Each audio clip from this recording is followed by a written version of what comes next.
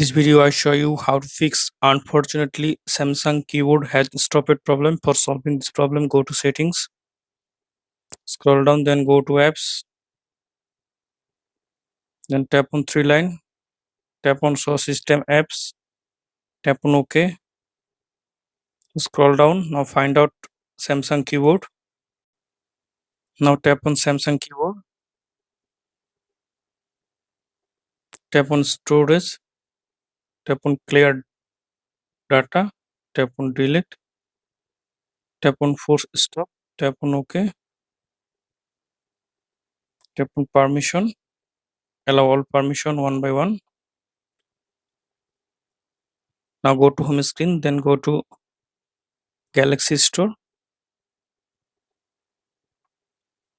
Tap on menu. Tap on updates. Check any update for Samsung keyboard.